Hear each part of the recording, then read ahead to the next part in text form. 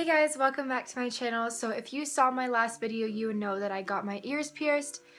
So this video today is just going to be for the people that do want to get their ears pierced, just some advice on what to do and what not to do before and after you get your ears pierced. Also, I'm just going to tell you a little bit of the background story of when I got my ears pierced and how it went for me. So personally, I've been wanting ear piercings for so long. I knew I wanted the cartilage done and a couple more on my lobes, and I wanted it for years, but I just never got them done because my mom didn't want me to get them done, but because I'm older now, she didn't really mind that much. A couple days ago, I just made like the split decision to get it done. I had been planning on getting it done for weeks, but I made the appointment with the lady and I went in and got them done. So first advice that I want to give you guys if you are deciding whether or not to get your ears pierced is to make sure that the lady or the person that you're getting them done with knows their job and knows what they're doing. It's kind of funny that I'm telling you this just because my experience wasn't exactly the best. The lady, she was a nice lady, but just right off the bat when I went into the place, there was, a dog barking.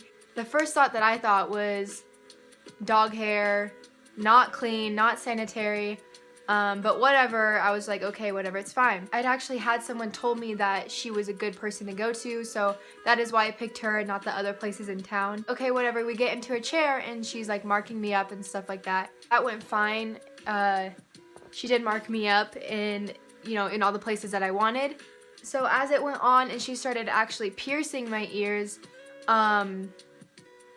she messed up actually a couple times, which is not a good thing. I mean, I know people mess up, but these mistakes were not, people that actually know what they're doing wouldn't make these mistakes. Another thing that I knew that it was a mistake that she shouldn't have made was that my dad was in the room with me, and he actually went to college for physical science, so he knows how the human body works and all that stuff. And he said that she shouldn't have been making those mistakes. And I'm pretty sure I got them on camera, so I will insert them right here if I can get those. So first mistake that she made was she did this ear first, and she did this piercing, and it wouldn't go through. Well, I understand that skin is sometimes hard to go through, but she messed up because she moved her hand the wrong way or something. I don't exactly remember what my dad said, but my dad did say that shouldn't have been a mistake that she made. And then the second mistake that she made was on my cartilage, which is the most painful one out of all. So she first pierced it with the wrong size needle. So she had to take the needle out, then she had to re-pierce it with a bigger needle, which was even more painful because she had to dig around and find the hole.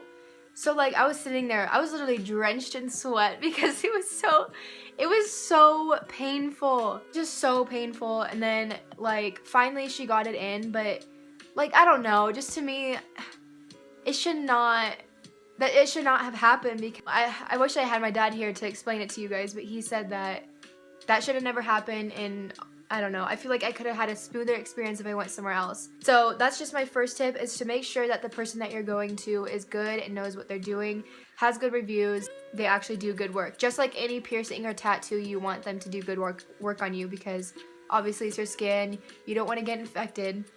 And that leads me to my second point. Make sure that the person that is doing your ear piercing, tattoo, whatever, anything that has to do with cutting open your body or stabbing your body, they clean their needles, and the needles are sterile and sanitized. So that's a good thing that with mine, she did have that. She had little sanitized bags that she had the needles in, and so she would take it out of there, and then she would use those needles for my ear. She did clean and all that stuff, so make sure that the person that is piercing your ears cleans it and all that stuff, because you don't want to end up getting keloids or getting something amputated because it wasn't cleaned properly before it was pierced. So if you guys don't know what keloids is, it's I don't know exactly the definition of it, but I've seen pictures, and it's all I can describe it as is a big sac behind your ear, if that makes sense, and it's just an infected sac.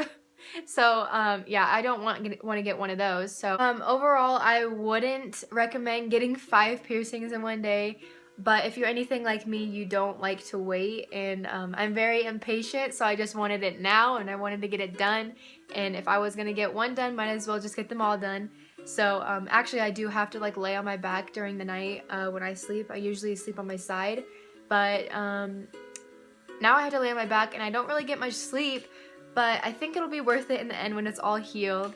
One tip that I do use is if you have like one of those traveling pillows that like go around your neck, you can actually put that down on your blanket or on your bed and put your ear in there, and that actually like will help it so it doesn't hit the bed and like hurt. So that's one thing that I do sometimes. Another time I'll like put my arm like this and like put my ear like in there, and you know that'll help me sleep. But you can't go into a piercing and expect that it's not gonna hurt, or like, you know, that it's gonna heal up like that, because that's not how it works. But just keep that in mind. What I do daily is I just clean it with, for right now I'm using hydrogen peroxide. The lady told me not to use that because apparently like some health thing, like they don't use that anymore. But I mean, it's been working fine for me, and so I need to go to the store actually to get, she said, some type of sanitation cleanser that I need to get, so I still need to go get that at the store. But for right now, it's just hydrogen peroxide, so I just take a Q-tip and I dip it in there, and then I rub it around the top and the back of my ear.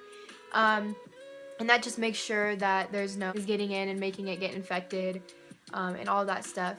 So typically, for cartilage piercings, it takes six months to a year to heal, and then for the earlobes, it takes 6 to 8 weeks to heal. Earlobes, for me, on a scale of 1 to 10, it was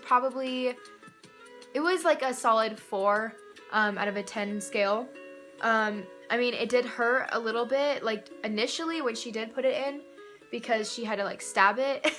Well, obviously, and then like this one hurt like probably a 5 out of 10 just because she couldn't get it all the way through. So she had to like I don't know how to explain it, but she like had to like, I don't know, but that one hurt way more. And then for the cartilage, it was a solid 10 out of 10 because, well, 1, she messed up, and 2, that area is just sensitive in general. For me, I don't really have a high pain tolerance, so it really hurt for me. But I think overall it was worth it in the end. Just getting them, I think it adds on a new thing. I really like piercings and all that stuff. So yeah, I guess I should just show you guys like actually what they look like up close. This is the cartilage. One thing actually I do recommend for if you are gonna get a cartilage piercing, I mean, this is just based on my personal experience, I don't think you should get the ring first. The only reason I did it was because I knew that I was going to end up switching out my piercing for a ring. But the only reason I'm saying this is because I often like find myself moving the piercing, like it's just like a little horseshoe and you can move it. Like if you touch it, it'll move, and so I feel like it makes the piercing, it's not going to make the piercing close up fast enough because it's constantly like moving, if that makes sense. I would recommend going with a stud, but I mean, it's up to you guys. So that is just based on my personal experience. It really hurts when I touch it, so just be wary of that. Anyway, yeah, I have I got these 2 done right here and just little studs. And one thing that I recommend is getting flat backs. They're just a flat back. They're not like the pointy ones that stab into your neck when you're like sleeping and stuff. Those ones help a lot with sleeping. I can actually sleep on this side of my ear because of that. Even though I just got this pierced, it doesn't hurt. Yeah, the flat backs are really good, and I'll probably never go back to like the other kind. Another thing that she did when she was piercing my ears was she used a needle, which I trust needles more than guns just because I've heard of horror stories with the guns with like getting stuck in the ears and like you can't clean them properly and all that stuff. So that's the only reason I went with someone that could do it with a needle. So I went to a tattoo parlor for that. So yeah, I really like it. It's super cute, and I think it's a good addition, especially because I always have my hair behind my ears anyway. If you guys are looking forward to getting ear piercings, or if you're looking to get some, just keep the stuff that I just said in mind. Make sure you get a good person, clean and sterilized and all that stuff. Hopefully this video just gave you guys some insight of what it's going to be like when you go and get your ears pierced.